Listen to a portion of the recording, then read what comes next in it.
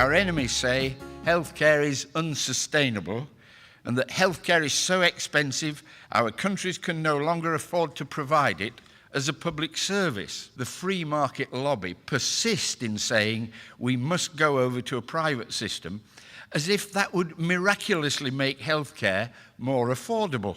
But it wouldn't, would it? It wouldn't reduce the number of old people. It wouldn't reduce the extra costs of new and better treatment.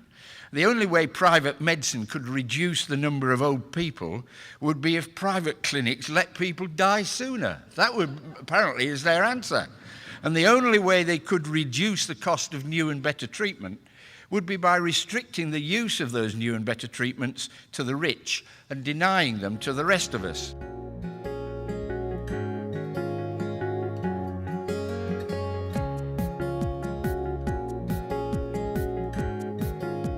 And in practice, as you all know, and everybody who thinks about it for a minute knows, private medicine pushes costs up, it doesn't push costs down. And I usually quote two professors from Harvard Medical School, Professors Woolhandler and Himmelstein, who put it this way: remedies from commerce consistently yield inferior care at inflated prices. In the 20 years up to 1997, the NHS had been severely underfunded. Many hospitals needed to be replaced, equipment modernised, many more staff were needed, and the whole workforce needed to be better paid.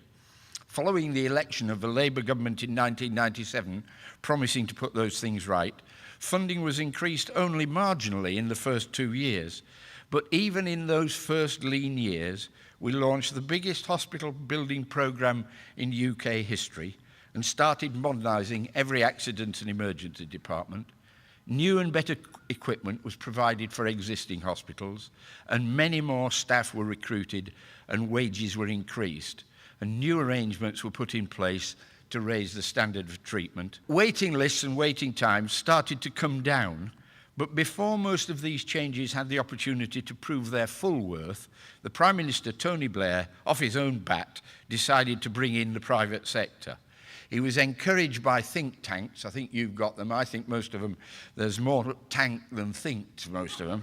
And various other vested interests managed to convince him that this was a good idea, despite the fact there wasn't any evidence at all that the NHS was incapable of meeting the health needs of the British people, nor that alternative providers would be cost effective and do a better job. So his act of marketisation was an act of faith, and seldom has such faith been so misplaced or so badly rewarded.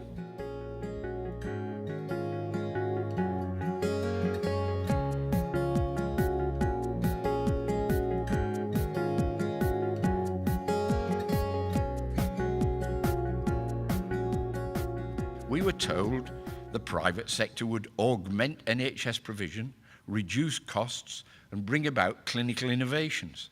After a year or two, we were told it had happened. But this was simply not true. Far from reducing costs, the private providers were charging the taxpayer, on average, 11% more per operation, 11% more, than NHS hospitals got for doing the same operation. In other words, the private sector was providing 9 operations for the price of 10. And they got this 11% extra, despite the fact that the private sector, with its very limited list of elective work, was creaming off the easy, straightforward, less risky operations on otherwise mostly healthy patients.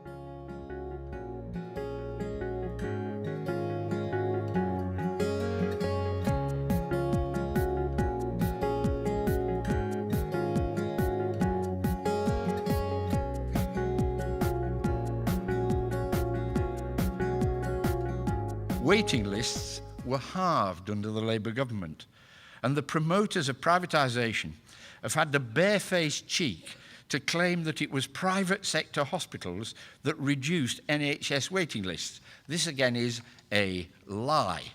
In the years before the involvement of the private sector under Labour, the average annual reduction in waiting lists was 67,000, including a reduction of 224,000 in 1998-99, I say that because I was health secretary at the time. The biggest ever reduction in the history of the health service. And after the private sector got involved, the average annual waiting list reduction fell from 67,000 a year to 40,000 a year.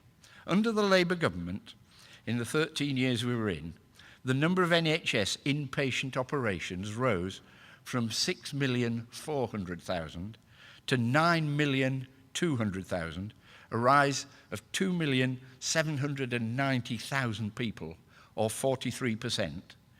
And during that period, private sector treatment of NHS patients as a proportion of that total rose from the staggering figure of 0.18% to the giddy heights of 1.09% in the most recent year.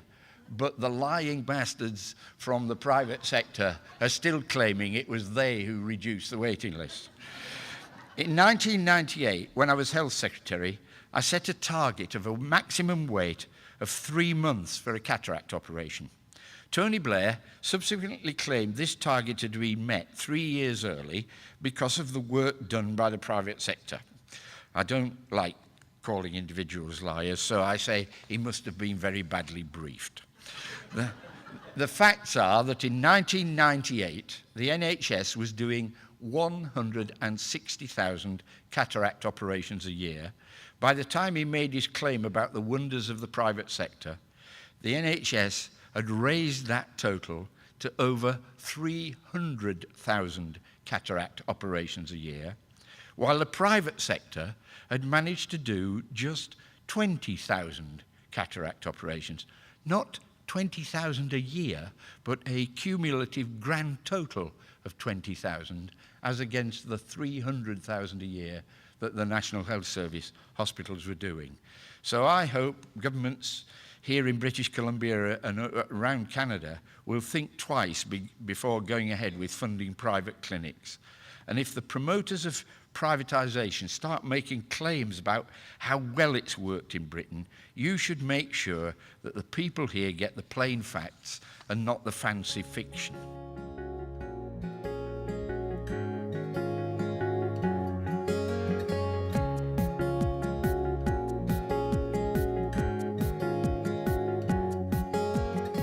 There is another huge problem, I think, which sometimes gets ignored with the new competitive market, and that is it inevitably adds to the overall cost of the service.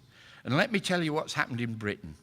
Before the Tory government in the 1990s introduced an internal market in the National Health Service, the administrative costs of the NHS amounted to just 4% of total costs.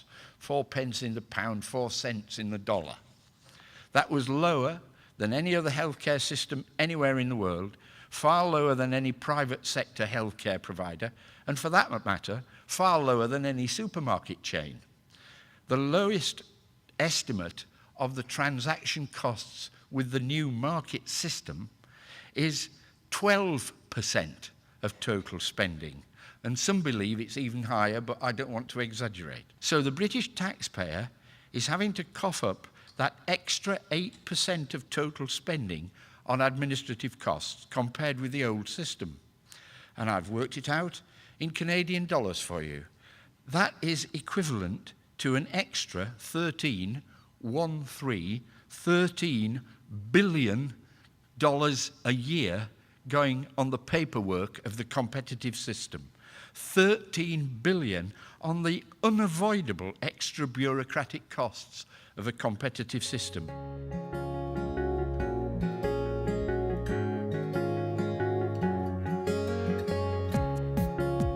Most Canadians are proud of your public healthcare system, and rightly so. It's paid for by everybody, used by everybody, and it pools the cost of treatment and care. And that way, nobody's denied treatment or deterred from seeking treatment because they can't afford it. And that's very unlike the market-based system in the United States. In this country, everybody's covered. Now, although the Canadian healthcare system is province-based, The federal government is there to set standards which every Canadian citizen can expect, whichever province they live in or work in or visit. It's not my job to tell Canadians what to do, but it seems to me that while the coverage still remains patchy and variable than was originally intended, it seems to me the federal government's role is crucial and must continue. With the support of the public, people with courage and foresight and idealism decided to make the best health services available to all. And they did that in the teeth of fierce opposition from the privileged and the powerful. And they and you can be proud of what they achieved. Now, when our countries are so much better off than they were then, it's our job to resist the latest attacks from the privileged and the powerful. And I think the best answer when they tell their lies is just to spell out the truth. And the truth is, your healthcare system isn't just fairer than, say, the setup in the United States. Compared with the United States, it costs about half as much per head of population. It's more efficient, less wasteful, and more cost-effective. Now, like every other healthcare system in the world, it has its problems, but it isn't in crisis. It's only the enemies of your healthcare system who say it's in crisis, and they're the people who are threatening it.